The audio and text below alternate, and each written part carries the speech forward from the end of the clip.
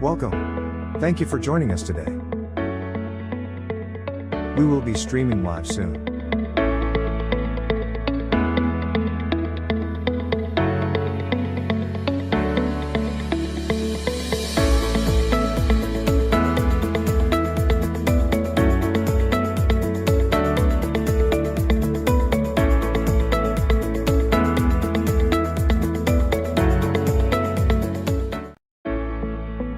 Welcome. Thank you for joining us today. We will be streaming live soon.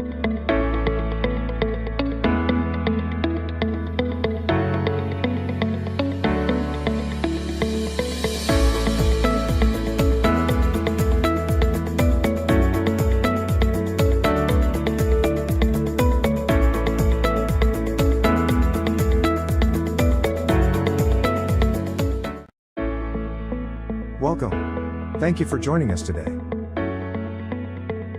We will be streaming live soon.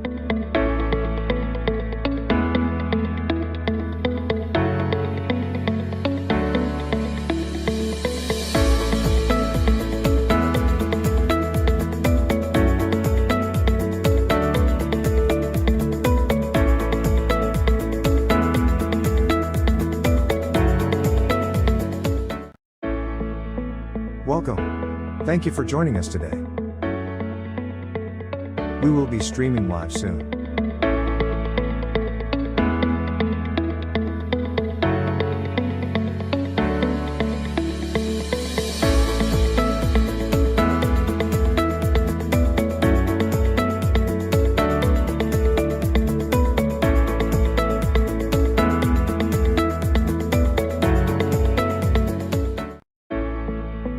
Welcome. Thank you for joining us today. We will be streaming live soon.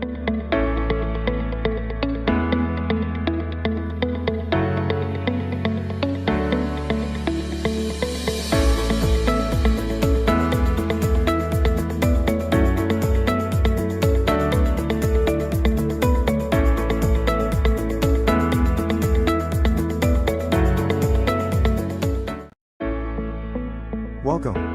Thank you for joining us today. We will be streaming live soon.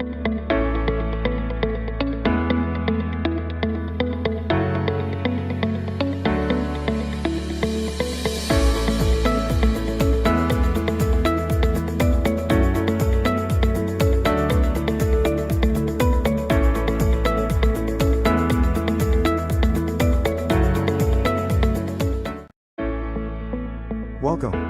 Thank you for joining us today. We will be streaming live soon.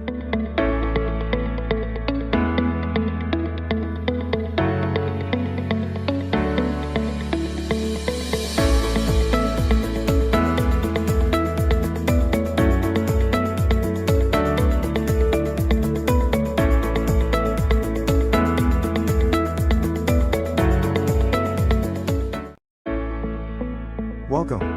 Thank you for joining us today. We will be streaming live soon.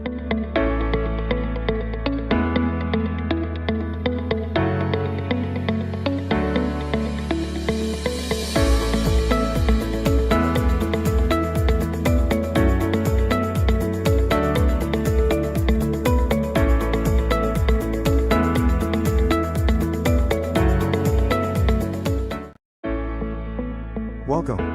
Thank you for joining us today. We will be streaming live soon.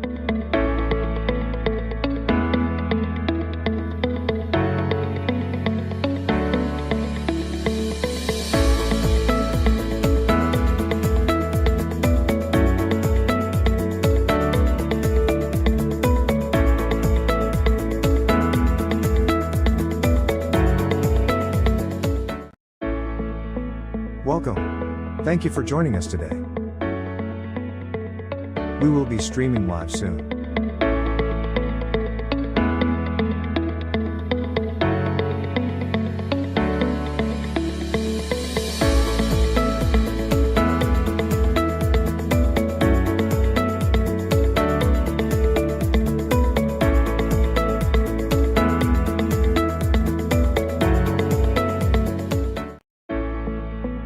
Welcome. Thank you for joining us today. We will be streaming live soon.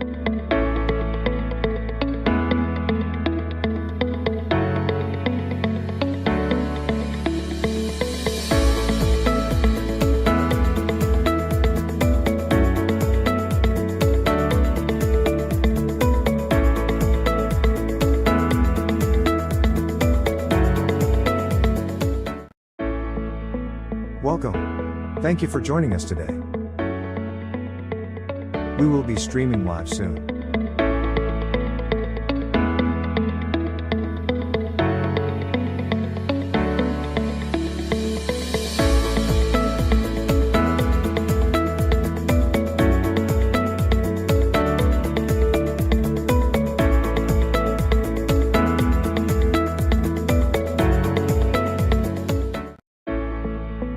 Welcome. Thank you for joining us today.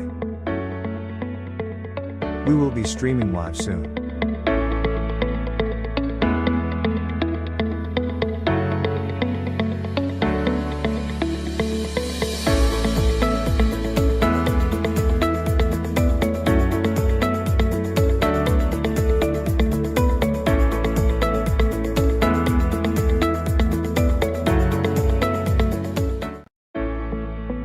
Welcome. Thank you for joining us today.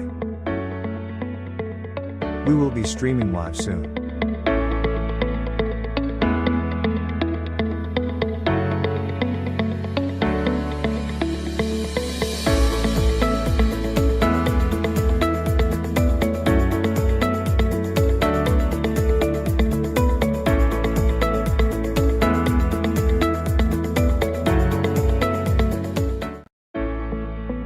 Welcome. Thank you for joining us today.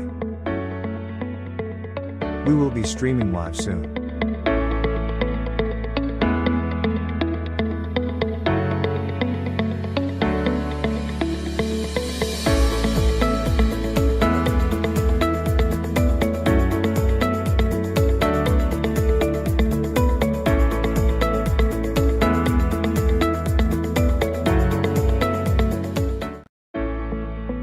Welcome. Thank you for joining us today. We will be streaming live soon.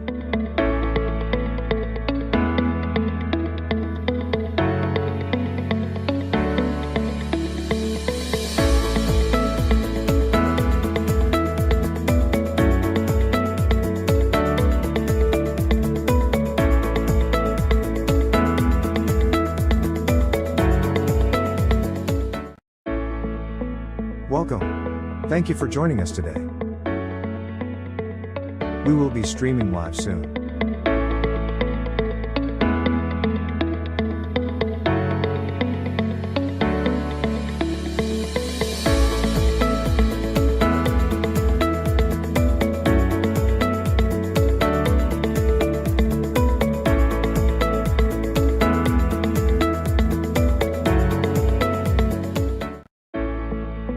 Welcome. Thank you for joining us today. We will be streaming live soon.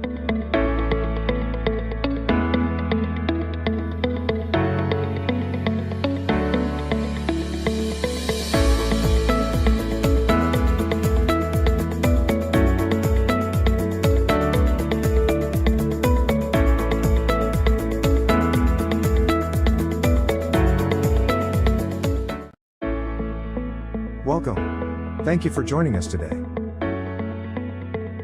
We will be streaming live soon.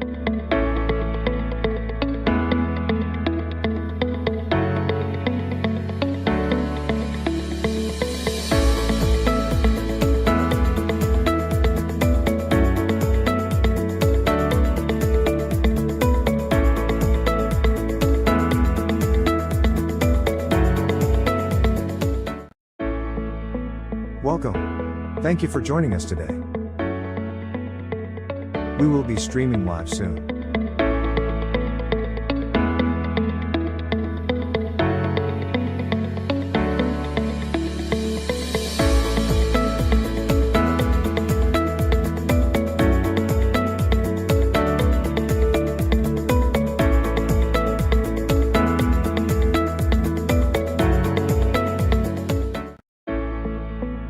Welcome. Thank you for joining us today. We will be streaming live soon.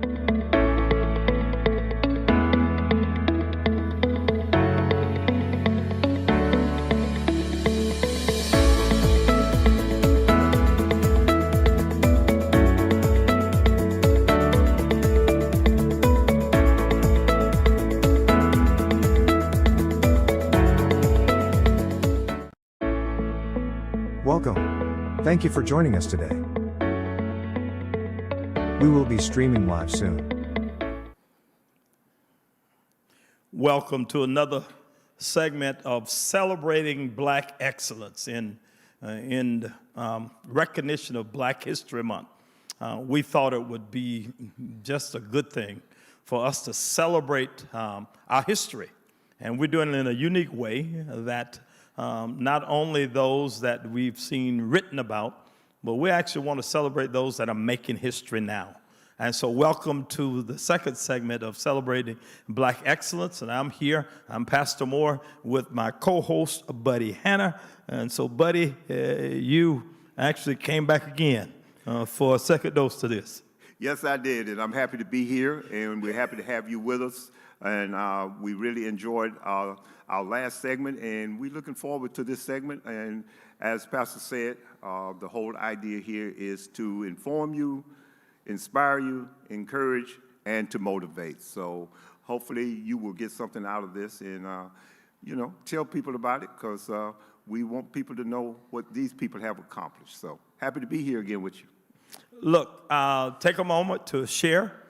Get in touch with someone and let them know that we are talking to individuals that are making history right now in the Kalamazoo and surrounding areas. It's making an impact in spite of prejudices, in spite of racism, in spite of setbacks, in spite of roadblocks.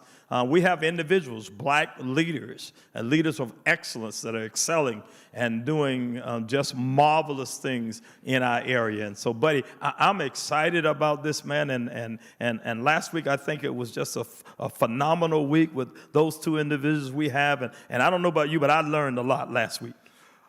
We really learned a lot, and we had some fantastic guests last week, and we got some fantastic guests tonight, so I think we're going to learn even more tonight. All right, let's get at it. Remember, share, and while this session is going on, make sure that if you got any questions and or comments, please submit them, and we'll try to get them answered before the end of our show. Tonight, Buddy, I'm excited about the two individuals we have tonight, and I don't know whether you've known about them yet or heard about them, but we want you to know these two Black leaders that we've recognized in our community that's doing phenomenal things in our community, in Kalamazoo and surrounding areas. These individuals are making an impact. They're influencing systems, influencing individuals, able at the table, able to make a difference. And Buddy, the first one we have is Dexter Mitchell, and he's our Kalamazoo Township Manager. And I don't know but when I first heard that, the Kalamazoo Township Manager, and I actually think he's the first Kalamazoo Township Manager, so you got to be the first Black one, because he's the first one, period. So that's our first guest, Buddy. Who else do we have? We also have with us Patsy Moore, who is the Deputy City Manager for Kalamazoo. So we're happy to have her with us today, and I tell you, I'm looking forward to hearing what she's got to say about a lot of things. Thank you so much, Buddy. Okay, so we're here. Once again, we have the Deputy City Manager, Patsy Moore. We have the Kalamazoo Township Manager, Dexter Mitchell. And as Buddy said, we really want you to be informed tonight, encouraged, inspired.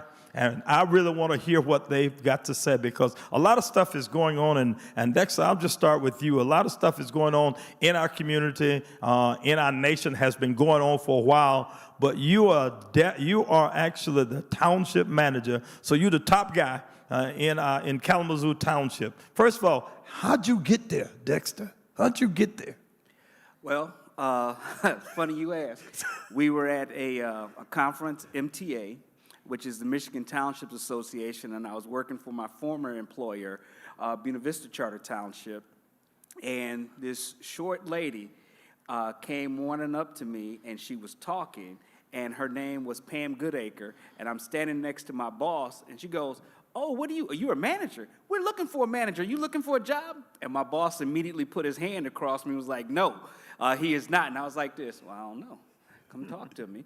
And so I got a letter from them from that and an interview, and I ended up over here on the west side of the state. Help me, help us, Dexter. Kalamazoo Township Manager. What's that entail for individuals? We know about the city manager, we know about the mayor, but the township manager. Tell us what does the township manager do? So the township manager is almost the exact same thing as the city manager. The Michigan definition of a township is 36 contiguous square miles. Kalamazoo Charter Township is 12.5 non-contiguous square miles, a little thing called annexation. The city of Kalamazoo cuts through there, but a township manager manages the administrative duties and the day-to-day functions. I still answer to a 7-person board, similar to a city commission, but I have a township board.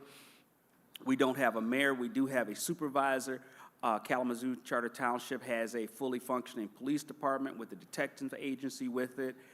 We do have a fully functioning fire department with 4 stations to it. So those are the same components. You just hear about it on a township level versus a city level. So now when you look at the township, because I know that there's a larger concentration of blacks in the city than in our township. We're kind of spreading out of that for. So then, there's a lot of people that's not black in the township, and you the guy? Yeah. But that happens almost everywhere. There is probably a handful of black municipal leaders, whether you're talking county, cities, townships, or villages. I'm going to say less than a dozen in the entire state of Michigan. You have 2 in your backyard, so Kalamazoo County should be really, really blessed. As I go to the conferences, we do all know each other because we see each other. It is good. You carry yourself as a professional. Kalamazoo Township is 14% African American. I believe 65% Caucasian. We have a Hispanic population as well, but those lines get blurred with the city of Kalamazoo because the borders are extremely jagged, not just shaded, but jagged. Dexter, I see here that this is not your first rodeo, as they say. You've also worked in higher positions in Saginaw. You've worked there, and you've worked in positions there as president and CEO of Legacy Funding. You've also worked in Bay City, where you held senior auditor and there. Tell us a little bit about those positions, and did that lead you to where we're at now? So I was a senior auditor for Mortgage America for about 5 years, which whet my appetite for entrepreneurism. And so when I left Mortgage America, I did a 2-year stint for Legacy Funding, which was my mortgage company because I wanted to do a business. I learned about it from the bottom up, working with individuals, learning how to put people through a mortgage system, how to finance them, how to be creative, and make sure that accounts went through. So I did that for about 2 years on my own, which if anybody's ever done their own business, it's a real hand-to-mouth first 2 years is a long time as an entrepreneur to still pay bills. And so after that, with the encouragement of my wife to make sure we had those ends meeting, I then, after Legacy Funding, went to work for Buena Vista Charter Township in their Parks and Recreation Division, and then started growing in government. Okay. So the reason I ask you these things is we don't want people to think that you just walked into the Kalamazoo township position, there was levels and there was steps that you had to take in preparation to be there. There was work that you had to put in, am I right? Absolutely. There was work. There was agreements that we had to come up with. You also have to understand to balance work. You have to balance when you have 7 bosses, and I've said this to both sets of bosses. I might have 7 bosses, but on any one given day, I can have 21 different answers from all 7 of my bosses, a yes, no, and a maybe. And you have to see what that priority is and give back to them what they're asking you to do and make sure that you have a nightlight of a vision before it comes to fruition about what they want to do. Now, you know, I just asked you the easy questions. You know he getting ready to throw some other questions at you, right? I'm ready for that. If you're Okay. all ready, I'm ready. Get ready, because here you come. Here you come. All right. Okay, Dexter, you black, man. You black, okay? Yeah, we talk about celebrating black excellence. So in that position now, you're over police department. You're over different employees in that position. So, you know, I know that you probably had roadblocks and setbacks and challenges. Like, how do you handle that? Being African American in that position? A multitude of ways.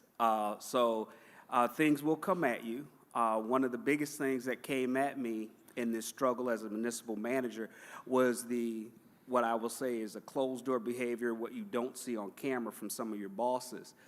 So I've shared this with the Michigan Civil Rights Division. I've shared it at a couple of the MML conferences that I've been with, but I had one particular boss who was non-African American who enjoyed making comments, or basically I didn't know exactly what she was going to say, so I started dealing with her with just not a one-on-one, it was in multiples, and so one day my assistant couldn't be there and I needed to call her back, and I said, okay, well, I got this, you can go ahead, go to your appointment.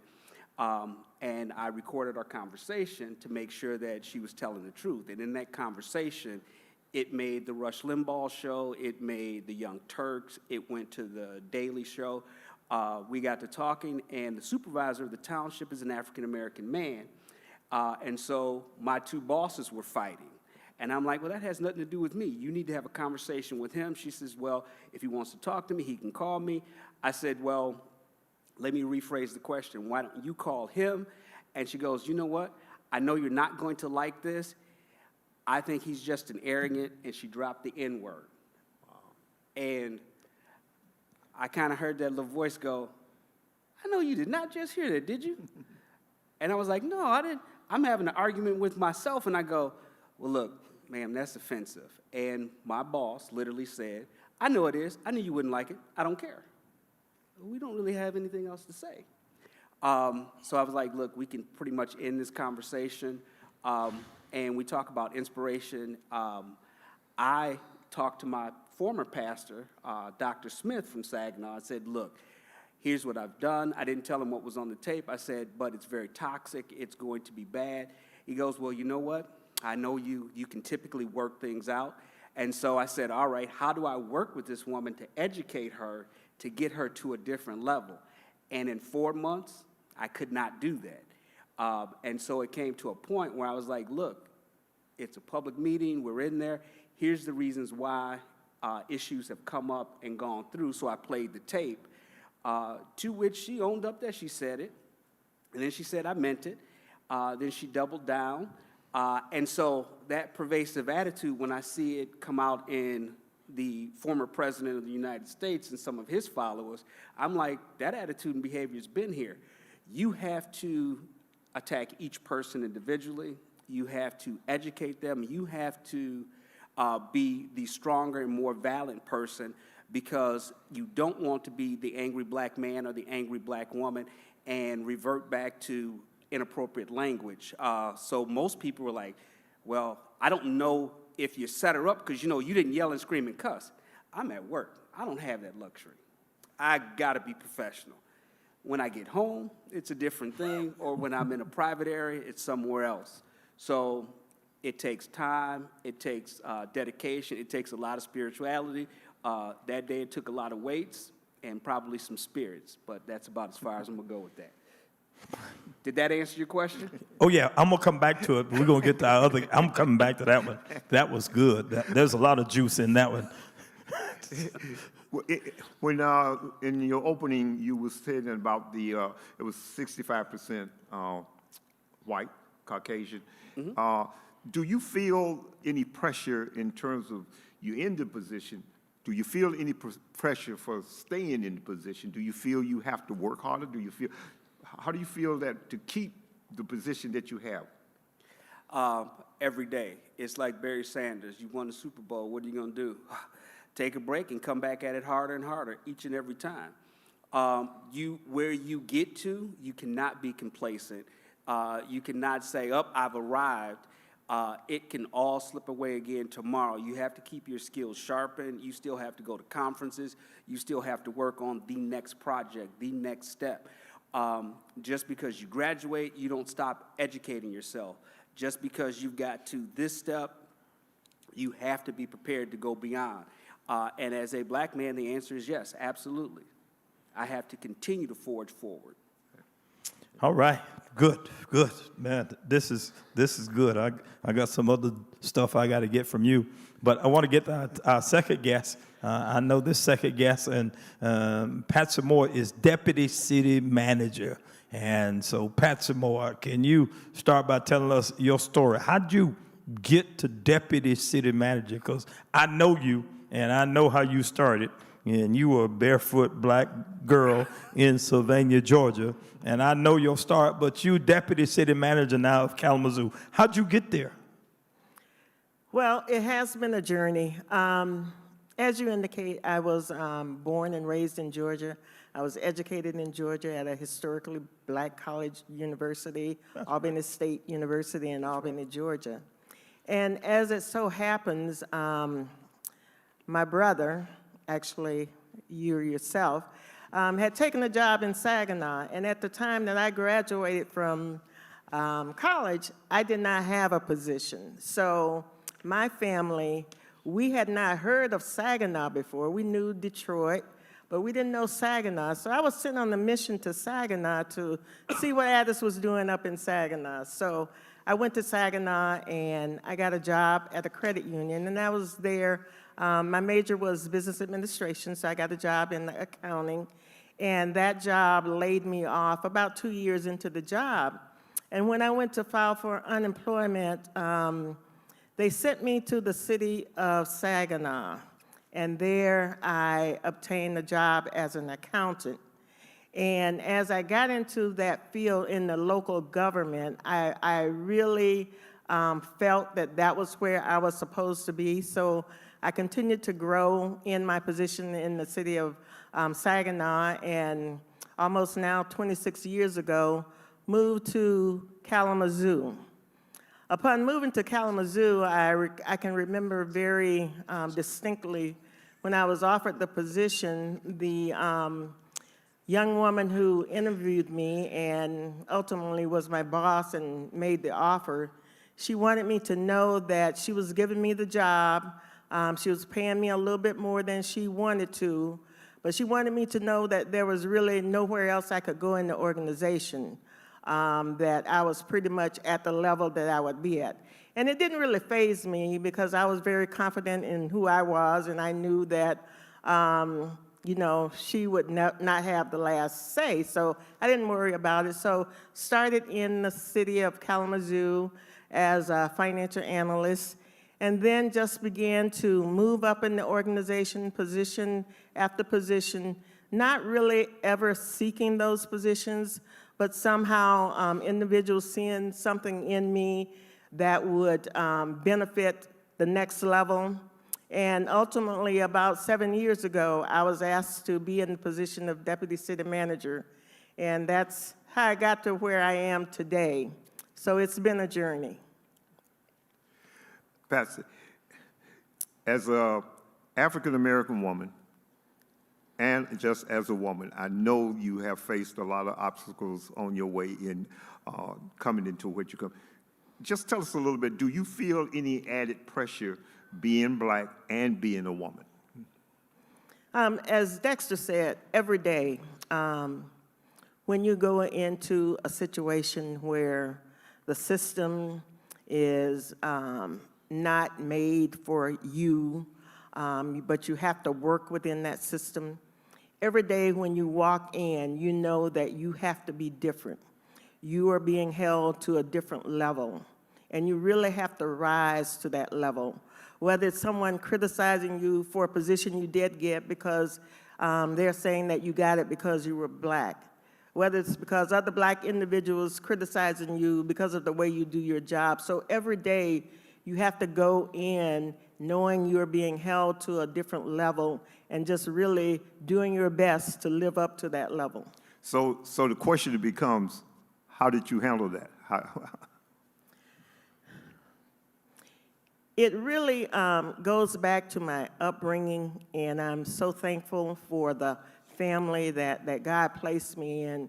Is being confident in who I am, not compromising who I was, being very sure that if I continued to do what I had been taught to do, if I continued to do the right thing. I'm not saying there were no times when I didn't make mistakes. I did. But really every day just trying to do the very best I could because I was confident in who I was. And I knew that if I made a mistake, it did not diminish who I was as a person. So Patsy, as deputy city manager, and like, what does that job entail?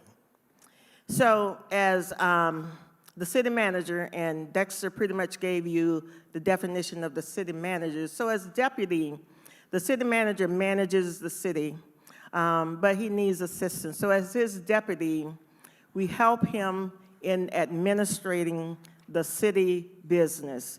So in my particular part of the job, what I've been tasked to do over the last 7 years, of course, fill in for him when he's not able to, but also having oversight of many of the departments, such as our finance department, our human resources department, even public safety, and other administrative functions. So making sure that those areas are functioning well so that very few problems have to get to the city manager, that I should be able to handle them before they get to his level.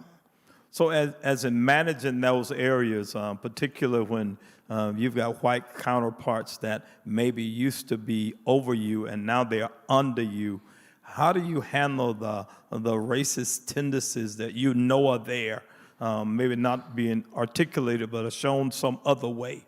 How do you actually navigate that? Yeah, that has happened, and there are racial overtones. I have been in those situations, and I just really come back to I know they are meant to be personal, but not internalizing it, knowing that what they think and what they believe, that's their problem and not my problem. Knowing that I have value, and because I may have been elevated above them, that's just the way it is. And so you really just have to work through it. And when there's a situation, as Dexter talked about, educating, when there's an opportunity to talk to an individual, to let them know when they have been wrong, there's always opportunities to do that. That helps sometimes, and sometimes you just have to let it go. So how do you do, and this is maybe for both of you, and then we'll start with you, Patsy. How do you navigate those systems that you know are wrong, that you know adversely affect African-American individuals, and you're in that position as deputy city manager and manager of a township, and you know this system is unjust and not right? How do you deal with that? You do it one incident at a time.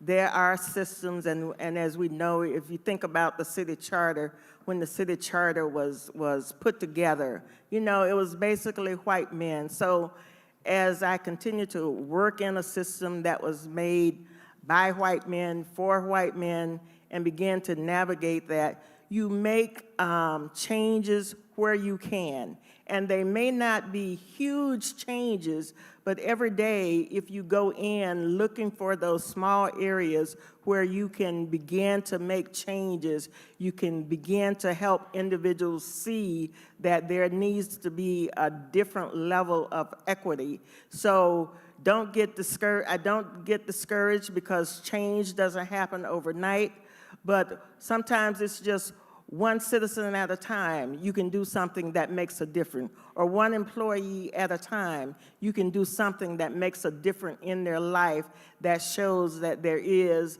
an opportunity for equity. But it's a journey. While you were talking, I mean, the YouTube and Facebook is just blowing up. Comments coming in all over the place. And so one of the questions that asked for you, Patsy, is what tension have you had to deal with in your role as Deputy City Manager? Well, there are tensions because in my position, I do oversee other department directors, so there's always that tension of having to sometimes redirect something that has been planned or something that they have decided to do, redirect for the betterment of the city. There are tensions in just knowing that we work in a system and that sometimes there is not anything you can do to make a difference. All right. Dexter, the system question. How do you navigate those systems that you know are not necessarily right? How do you do that? Try your best to look at the details. So the example that I give is I'm in that 60% category. 20% of the people will tell you everything that you did is absolutely wrong. 20% of the people will tell you everything you did is 100% right. I'm in that 60% gap that says, hold on, before I step down there, let me get some more information and some more information. So it may take longer to help somebody, but when you help somebody, you can always justify it because a system is never going to be perfect. Any man-made system is going to have flaws, especially those systems that were not designed to deal with individuals like yourself. So you do it one person at a time, inch by inch, anything is going to be a cinch. Dexter, I guess I'll ask both of you this question, but as African Americans, we know that situations will come up in terms of racism and injustice. Situations will arise. Is it fair to say it's not so much the situation, but it's how you handle the situation? Either one. It is, and many times it is definitely how you handle it, and taking the opportunity to educate and to point out inequities as you see it. As an example, when an individual made a comment about a young African-American woman, because of the way that she was wearing her hair, they didn't think it was appropriate for her to have that hairstyle.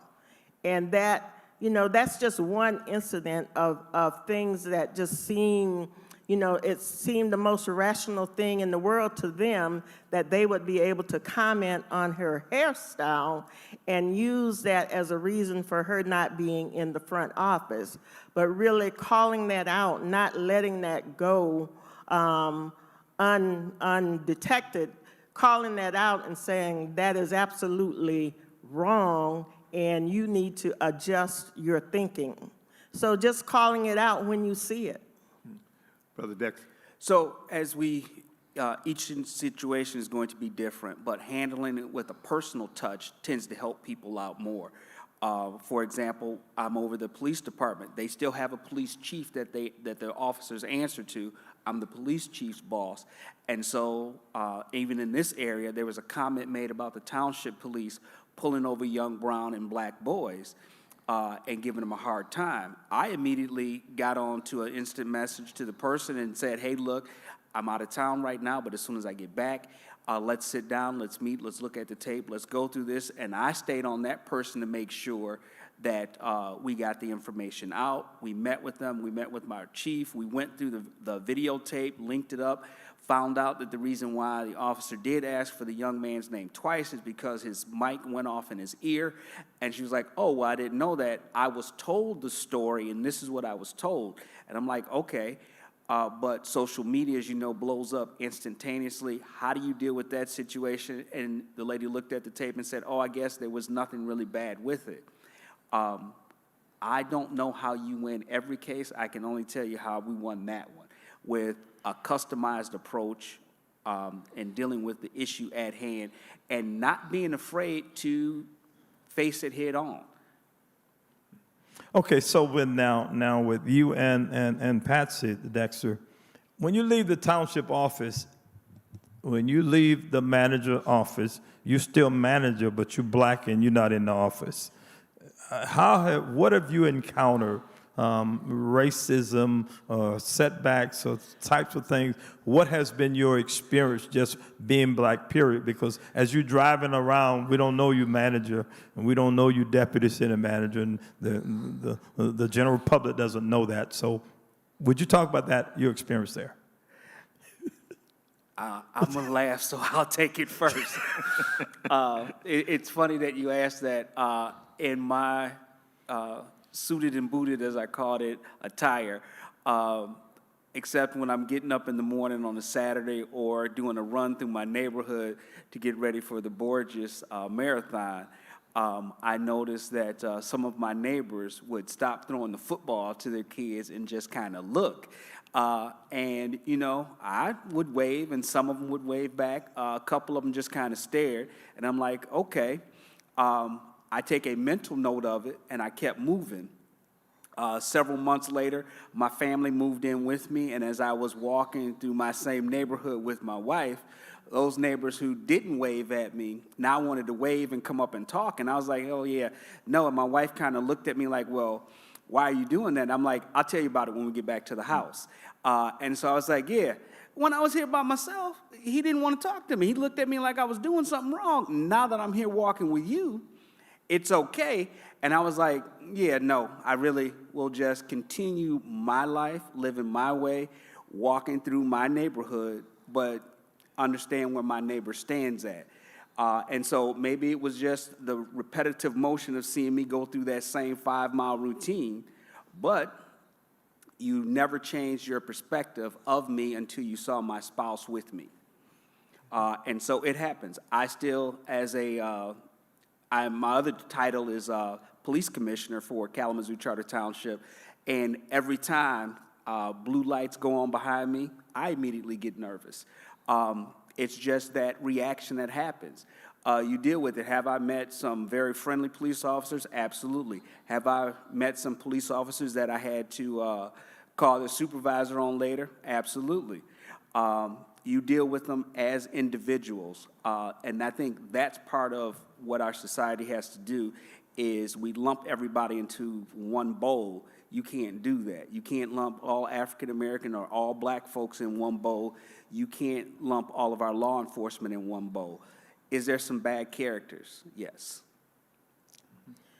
As you indicate, I'm still black. Yep. And there are issues. And this, I can relate an incident that just happened a few months ago in the condominium community that I live in. A friend came over to visit me, and it was on a Friday evening, and it was just after dark. And when she came in, she said, yeah, your neighbor stopped me and asked me who I was coming to see. I said, no.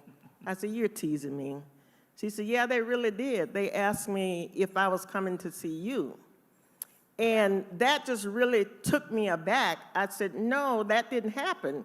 But as she began to relate, it did happen that individuals within the community that I live in, and this was over the summer when all of the racial tension was going on, that some individuals in my community thought it appropriate to approach this black woman to see why was she there in the community visiting me. So you never can forget who you are, there's someone always there to show you that there are inequities within the system. So after that, I wrote a letter to the Condominium Association expressing my extreme disappointment at that situation. And I wanted it to share it with all of the residents in the area because that was totally unacceptable. I guess this is directed for you, Patsy. 2019 and even going into this year, we've seen a lot of strides made by African American women. They have achieved a whole lot, moved into high position. We even have a African American woman as vice president. What advice do you say to young African American women who might be out there listening and watching this particular program? We're certainly blessed to have an African American in the White House as vice president. And there are so many role models in corporate America, in government entities that are good examples for young black girls who are growing up. So I want young black girls to look at these role models, to understand that the sky is the limit, that they can achieve, they can be the best that they can be. They can be everything that they have been created to be. And I want them to have that faith and that hope that even though we live in a system and there is systemic racism, you can navigate that system and make changes. So young girls, don't give up. There is a place for you, and you can make it. And I would like to say to older women who have made it that we need to always make sure that we are mentoring younger women, making sure that we are encouraging them and bringing them along with us. Let me get this one in, buddy. This the YouTube and Facebook is just hot. They're lighting up again. Comments all over the place and questions all over the place. Can't get to all of them, so I'm gonna get to this one. Okay. So this is one for both of you, and this is the question that's on the table. How do you handle it when the system puts you against one another? And so you got African Americans in positions of authority and in leadership positions that are in positions to make an impact, but the system then puts you against the other African American, other black person. How do you handle that? And I certainly understand that question because many times, as an example, you know, when there is an African American in a position, sometimes it seems like it's taboo to have two in a similar position. So now you're competing with one another. And I think in order to do that, we have to stay true to who we are and not allow the system to pit us against one another. We have to be the very best that we can be. We have to show who we are, and we have to stand up. And when we see it, we have to call it out. Why can't I compete against Susie instead of Patsy? Why does it have to be that way? So you just really have to confront it. Next. I would agree 100%. You have to confront it. But part of the success for most African Americans is that we don't create a circle of like-minded individuals. And what I mean by that is we have individuals who will challenge us on a daily basis. And if you don't have that circle of black friends who will challenge you and call you out when you are doing something right and or wrong, then you need to find that group. So when we talk about the system pitting us against each other, be professional, be precise, and stand your ground. You can do all of those things, whether they are black, brown, white, blue, purple, Yes. polka dotted. Stand your ground, make sure that you understand where you're coming from. Be able to debate with somebody. You might not be able to debate with the pastor and, you know, hold your own, but you're like, I know it's a scripture somewhere in here that can come up with that. But you can do those things, and I would encourage you to do those things. It only makes you better. Iron sharpens iron. I won't tell you where that's from, but that's what I will throw out there. Brother Dex, that's because he's been to preacher school. You know that, right? You know that's why, right? Okay, you know, we won't go no further than that other than he been to preacher school. So that's, but I did want to ask you, you rattled off about 3 different things that you do, the township manager, the police commissioner. What else was it that you said you was? Something else you was also. I got a whole bunch of titles. The first one that I'm most proud of is son. I will always remember I'm Martha Mitchell's son, and that governs my actions every day. Brother, father, husband, son, Mason.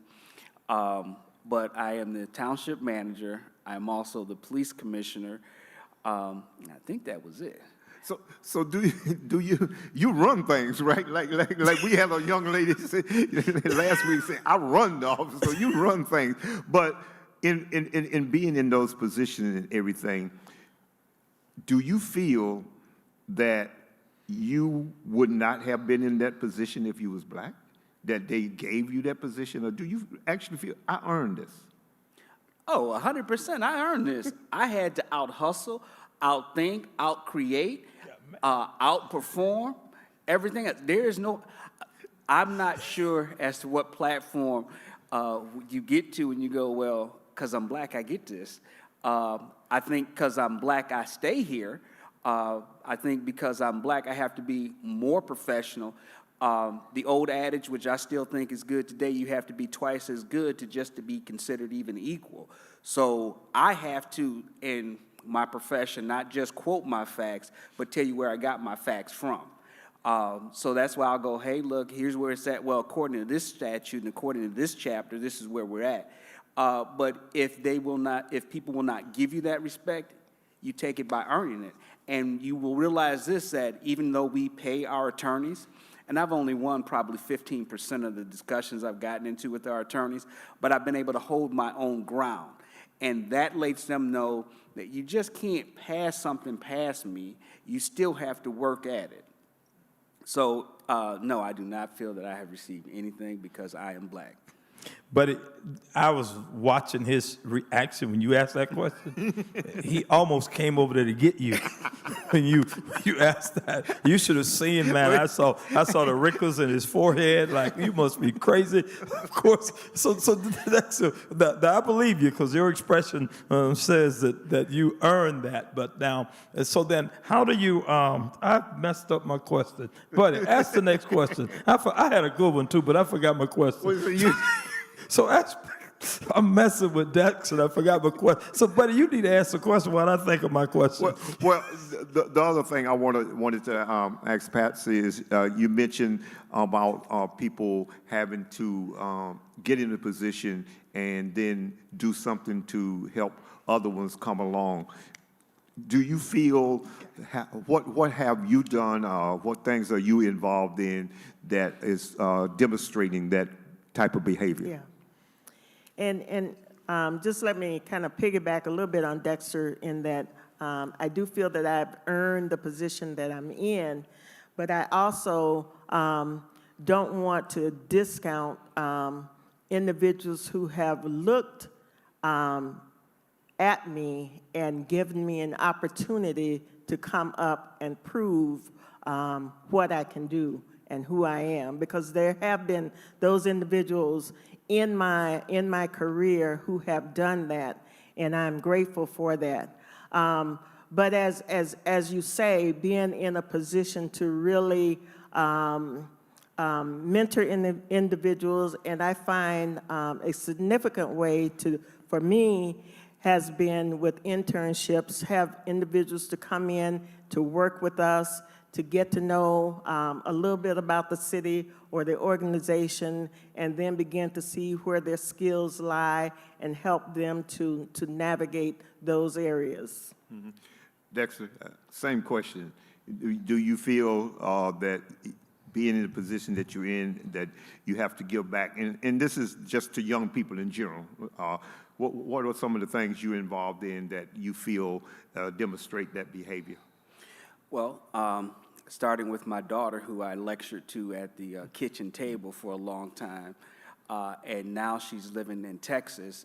She called back and said, who would have ever thought that I would be doing what I'm doing now? So she is the president of Youth in College for the NAACP for the state of Michigan. And without missing a beat, I looked at her and said, I did.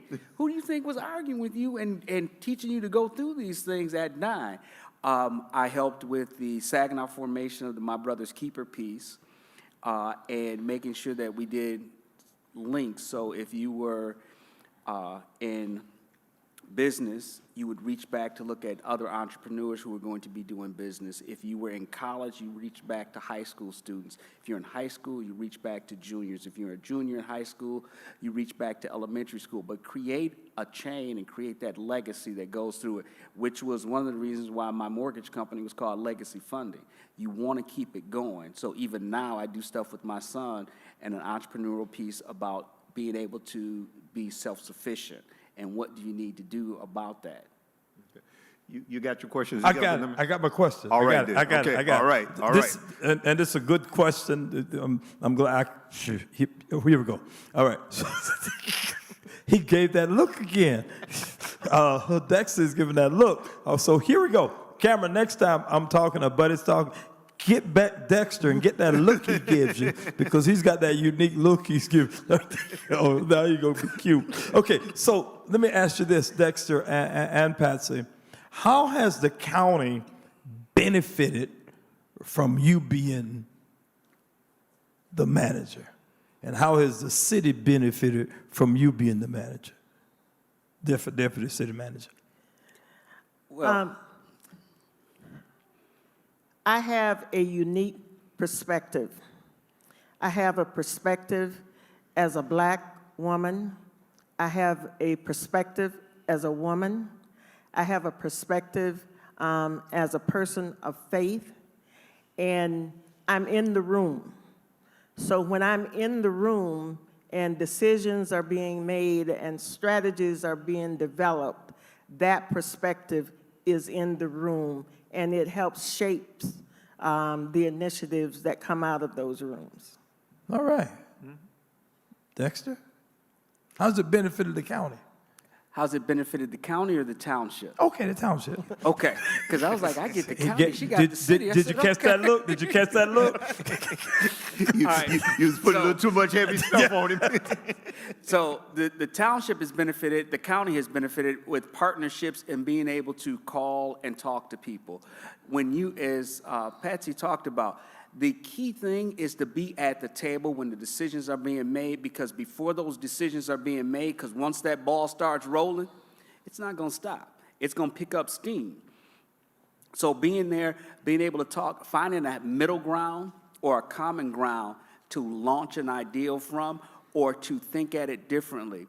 And every time that you're at that table, your perspective, whether it's male, female, black, white, common sense. I consider myself bilingual, and I speak a little Japanese, but I consider myself bilingual that I can take some very complicated things and put it into the beer and pretzels crowd that says, hey, look, this is what we're talking about, but this is what it means, and this is how it affects you. So yes. Go ahead, buddy. Hey, I'm not going to ask him a hard one this time. I'm just going to ask him a curious one. In looking at your the things that you associated with, there was one called Thumb Nuts Municipal Management Group. What is that? That caught my eye. You know, just the name itself. So you got to explain that one, brother.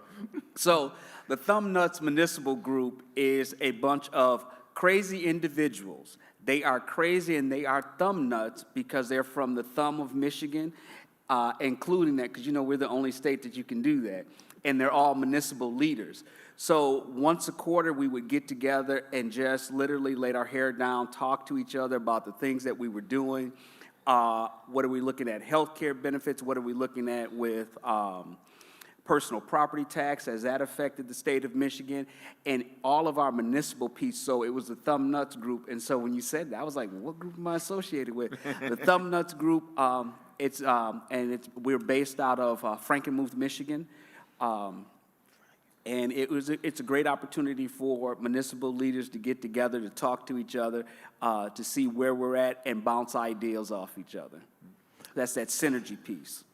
Could each of you give a scenario wherein that, had you not been on the table, you know that this decision would have adversely affected blacks, or they wouldn't have gotten a benefit that we should have got because nobody was at the table that could represent a group that was underrepresented?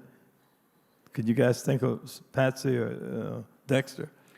Well, my quick group is at NBC Leo, Michigan Black Caucus of Local Elected Officials, which is an organization throughout the state of Michigan for the Michigan Municipal League.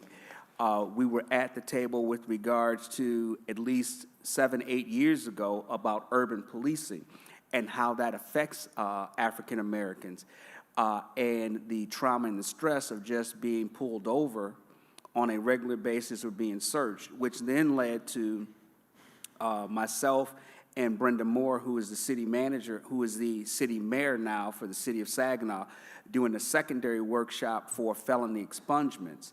And had we not been bringing that information out with regards to urban policing, now there are several bills that are in front of the House and the Senate for Michigan, which are felony expungements, where you can expunge more than one felony, especially if it's one bad night.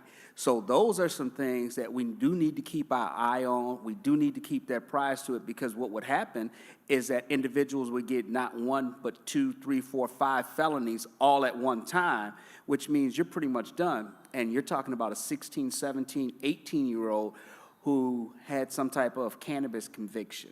I'm trying not to use the M word, but cannabis conviction. All right. Patsy? So many times it's just about access, because when you're in the predominant population, you think a certain way and you put forth programs, and it seems completely fine the way the program is put forth. But when you think about who the program is for, and as simple as where you advertise, the language that you use in advertising it, those kinds of things. I mean, one example was a brochure that we had, and we were putting forth a program.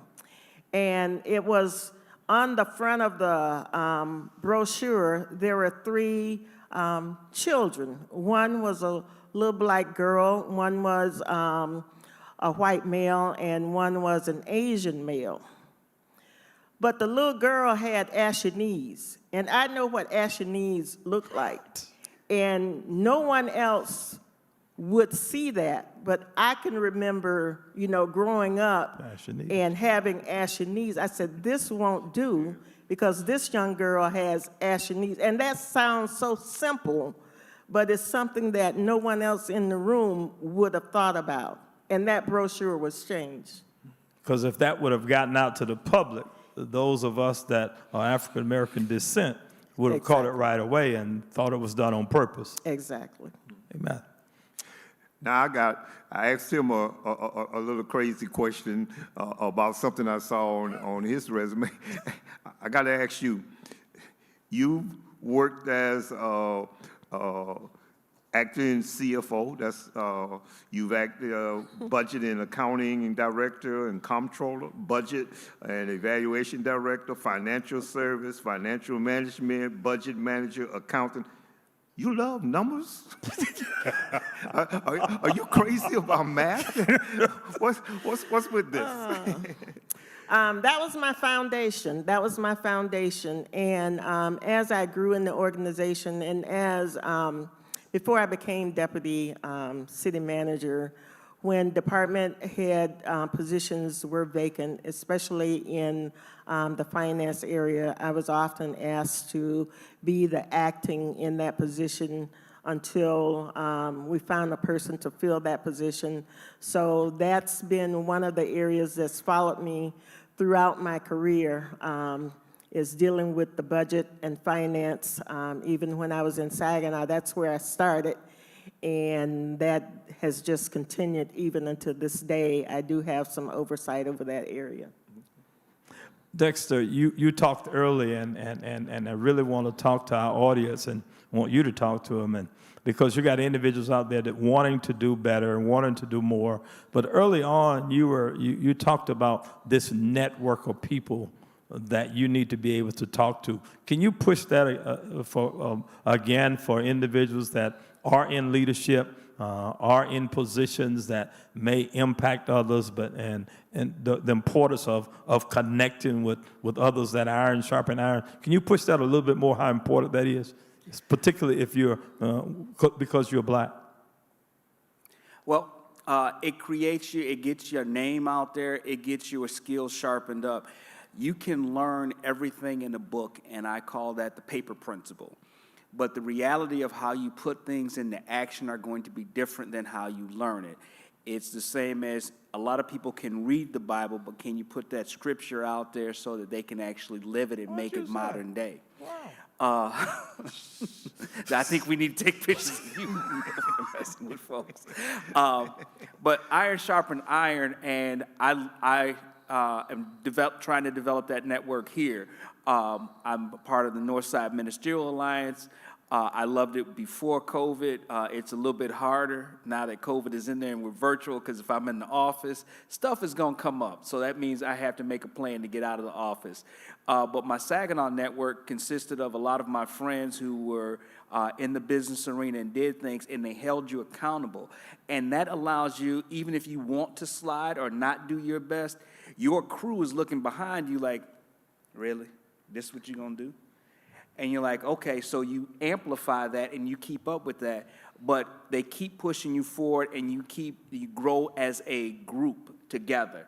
Even when some of my people in my circle, we would go on vacation with each other, me and my buddy Sean, our wives didn't think we liked each other at all, because everything we did, we argued about, but we learned how to do our research, we learned how to prove facts, and articulate our arguments for whatever we wanted to do. Did that answer your question? Yes, sir. Yes, okay, sir. And I got another one off YouTube and Facebook. They lighten up all over the place. We're getting all kinds of comments. And this is for both of you, because you have meetings. And the question from one of our viewers in our audience is that, do many black people show up to the meetings in which you are having, or should it be more? How do you look at black representation? You're in the position of leadership. You're in the position of leadership. So how do you look at black representation from our community? We'll start with Deputy City Manager, and then we'll go to the Township Manager. We do not have enough representation at our public meetings.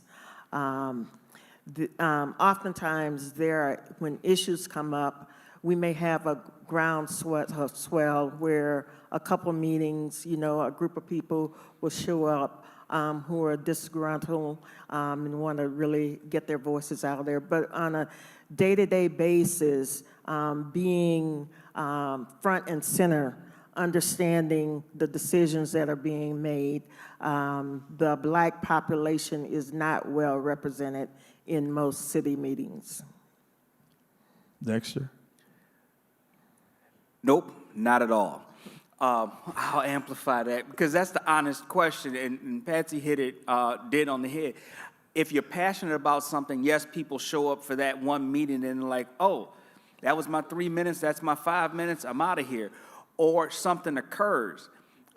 Getting active, making sure you vote, making sure that your voice is heard, that you stay at the table, that you find out what's going on in your community. Because all of that information is out there. And like I said before, if you're not at the table, by the time that door opens up and they've made these decisions, they're on their way. They're not really looking for your opinion because they've gathered enough, and that's the system that it's been set up with. So how do we change that system?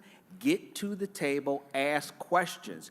Don't just assume that this is going to be it and you take your foot off the gas. You have no direction as to which way that car is going to go. And there are a lot of boards and commissions that you can join and apply to, where you can really let your voice be known. You can understand how things are working and where you can plug in to make your voice known. So there are opportunities.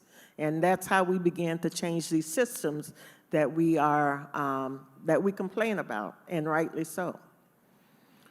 Okay, as Pastor said, questions are coming in, and we're trying to get as many of these questions out as we possibly can. And one of the questions that was put out is people, and this is for both of you, people want to know, how can they help you? What can they do to help you in the things that you do in your job? Follow up, make calls, visit us at the office. Talk to us about what you want in your community. Talk to us about how you want your community to be. And I ask all of that with the honest goal of saying we will not be able to give you everything, and some things come with a hefty price tag, but we still want to hear what that is. Right now, my council is looking at additional sidewalks and community policing, which all come with hefty price tags. And they go, well, it's just sidewalk. Well, when the municipality does sidewalks, you have engineering to it, you have the structure of that, you have the contractors to come into it, or community policing, where you may see one person's salary, but what we have to look at is how many cars that is, how much time that's going to be, which communities are going to get those officers, and how those officers interact with the community. That's going to be a key piece as well. But call us, email us, text us, stop by the meetings in Zoom. They're virtual now, so you can literally be at home and still attend our meetings. Patsy? Be committed to a dialogue. I know sometimes anger is necessary, but a lot of times if you come in and say, hey, this is really bothering me, I want to talk about it, be committed to the dialogue so that you not only just speak, but you're able to listen so that we can begin to work together to figure out some of the sticky issues that come up. All right. We're nearing the end, and a couple of other questions, and this is for both of you.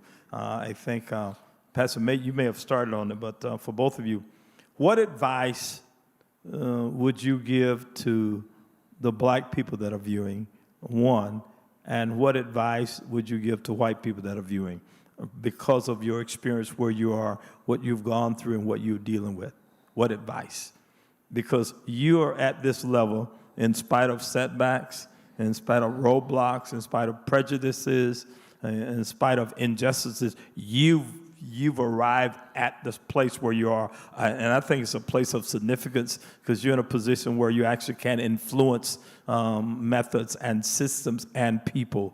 So what advice, our viewers are watching, and somebody want to know, okay, what would you tell me? I would say, know who you are when you come into the room. You don't have to compromise who you are to be in the room. Also, understand that you are committed to doing what you have been called to do.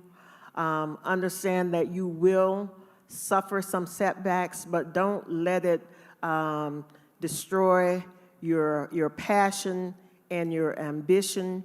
Continue to do the work. Continue to do the work, and somebody will see you, and somebody will pull you forward if you continue to do the work. Continue to let your voice be known when there are inequities that you see. And for as white individuals, understand that there are biases. There are times when we're working in the system, and the system does work against people of color. Don't just assume that it's a fad or it's just one corner. It exists. Be prepared to honestly share. I'm at the table, and I'm willing to look at this, and I'm willing to be an instrument in the change. Thank you. Dexter? I would probably directed to both of them at the same time, and I'd start with one of my personal mentors, Lou Tice. All long-lasting and meaningful change starts from the inside and works its way out. What do I mean by that? Have robust conversations and be active listeners. You are not going to like what people say to you and or about you, whether you are black or white, but you're going to need to be an active listener. In the words of Patsy Moore, remember who you are. You are not what people call you, you are what you answer to. Have those conversations, listen. There is more common ground than there is that separates us. And I think this is a message to our entire nation right now. We need to learn to heal, unite, and grow. We can build back better. I believe that's the new saying that's going on. But we can build a better America. We can build a better Kalamazoo County. We can build a better community if we have an honest, robust conversation with each other where all sides are actively listening. Wow. The questions are still coming on. I'm going to try to sneak in a couple. I'm just trying to sneak these in, and y'all just bear with us. I'm trying to get them in. One of the questions is what do you think about this whole idea of defunding the police? Dexter. I will gladly jump on that grenade. No, I do not believe in defunding the police. I believe in finding out what our community needs, number one. We may, and I think the term defunding the police now means, hey, look, let's utilize some of their funds for something else. Is that a social worker going to a call other than a police officer? I'm not sure. There was a situation that a 9-year-old was maced, and one of the reporters said, why would a police officer need to mace a 9-year-old? And I was like, I don't know. The 9-year-old's parents called the police because the child was out of control. What did the child do? Oh, the child was kicking and screaming and hitting the police officers. Well, was she in handcuffs? Did they do this? That's that 6% that says, hey, look, what did they do here? What did they do there? But obviously, it was a situation that needed to be addressed, and perhaps a social worker could have done that. But if the social worker is getting punched, beaten, and kicked, that's also an assault, even if you're 9 years old. So we have to look at our community not through the lens of the nation, but through the lens of our community and find out what we need for us and address it on a one-on-one situation or come out with a collective plan that's targeted towards our area. I often tell my police chief, he is the chief of America. If something happens in Florida, or in Texas, in Seattle, in Minnesota, you need to be able to answer those questions, because every state's going to be different, but we don't have those answers. So I'm not going to sit here and pretend and say, hey, look, we got this.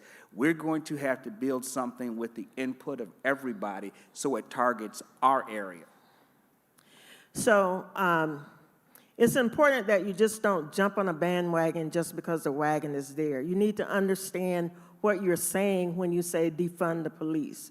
Okay, if you're saying that we need different resources or additional resources that are not law enforcement to deal with some of the issues in the community, that is true. But when you say defund the police, I know that if my house were to catch on fire, I wouldn't want a public safety officer answering that call. If there's an accident on the streets of Kalamazoo, I want a public safety officer answering that call. If there's gun violence in my community, I want a public safety officer answering that call, and that requires funding. Now, absolutely, there are additional ways that we can police. There are some issues that need to be seen through a lens that's different from law enforcement, and we need funding for that area. But come to the table and let's talk about how we can get those additional resources. But understand what you're saying and when you say defund the police. So no, I'm not in favor of defunding the police as it's generally referred to. Buddy, you want to check and see if we've met our Did we do what we was trying? I think we did. You think so? I think so, just by the different calls and questions that we had. I think we informed. They definitely was informative. We inspired. I think some people was inspired out there today. And there was encouragement. You know, both of these guests tonight gave some words of encouragement, and they also gave words to motivate people. And I'm definitely glad, you know. And I'd just like to say to the people that are out there listening and watching and whatever, on Facebook, wherever you're at, Zoom, whatever, thank you for being a part of this, because this is what it's all about. You know, we have these guests here for you to ask questions, because they are in positions where some of us have no idea what's going on. Amen. So therefore, we need to know and be informed. See, the idea is that we're not dumb people, but sometimes we are uninformed people, and that's what we're trying to do. And I appreciate you. Bring the questions on. We'll try to get as many of them in as we possibly can. But I think we met our goal. And I appreciate definitely you tuning in and trusting us with this segment. And I want to thank our guest, Dexter Mitchell, our township manager, and Patsy Moore, our deputy city manager of Kalamazoo. They actually answered every question we asked, and they did it with honesty and clarity. And I think that we've got some excellent black leaders in positions that we can talk to. And that's what's important to me, that we can talk to them and they understand what it means to be a black or African Americans. And so we definitely thank you. We didn't get all the questions, but our time has gone out. And to my cohort, Bud Hannah, it's been another great segment. Hey, thank you for having me back, and also thank you for letting me read one of the questions. I appreciate that. I was wondering, is he ever going to let me read a question? So the next time, y'all might want to just let Buddy read a question. No, really, it's been an honor, and I look forward to our next segment. Look, let's pray. What is there anything, Patsy, that you needed to say? You wanted to say that we didn't ask, and Dexter, like last words, let me do this, since we didn't, because we didn't ask, and it's been on your heart, been praying on your heart, and I got to say this. Well, first of all, thank you for the opportunity. Local government is a part of my heart. It's one of the hardest jobs that I'll ever love. So it's a pleasure to serve the city of Kalamazoo, and I just thank you for this opportunity, this forum. There are a lot of good leaders in our city and in our community, a lot of dedicated citizens, and sometimes the problems and the issues loom large, but when we come together and dialogue, we can begin to make impact on those issues. So again, thank you for the opportunity. It's a pleasure to be here with Dexter. And thank you, and Buddy.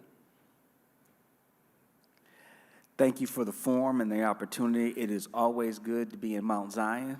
I miss my Northside Ministerial Alliance, so when this COVID thing is over, we can do some of those interactive meetings again.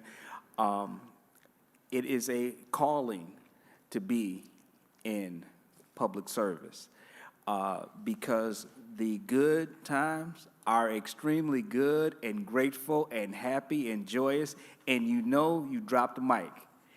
The bad times are really bad, and that's when you need your circle of friends, your sphere of influence, and you need some guiding lights and principles to know that the storm may be darkest now, but there will be light at the end of that tunnel. Thank you very much, Buddy, and thank you very much, Pastor. We're celebrating Black excellence. Another two black leaders that are making a significant difference in our community. So we want to really thank God for them. Join us again next week, 6:30. We'll have two other leaders that will talk to us from their experience and their expertise. God, we thank you now for this opportunity. And we thank you for this time of sharing. We thank you for these two leaders who you've raised up for such a time as this. Thank you for their insight. Thank you now for their influence as they move forward. We thank you now for every person that has joined in tonight. We love and honor you now. In the name of Jesus, this is that service prayer. Amen. Good night. Visit our website MountZionKalamazoo.org or follow us on social media. Again, thank you for joining us, and we hope to worship with you again soon.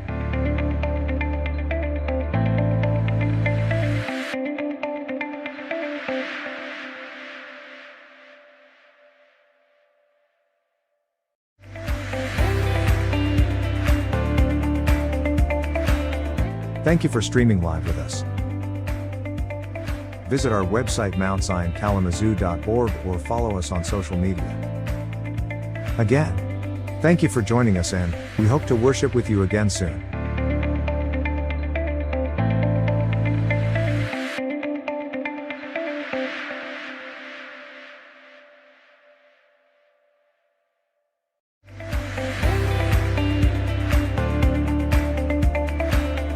Thank you for streaming live with us. Visit our website MountZionKalamazoo.org or follow us on social media. Again, thank you for joining us, and we hope to worship with you again soon.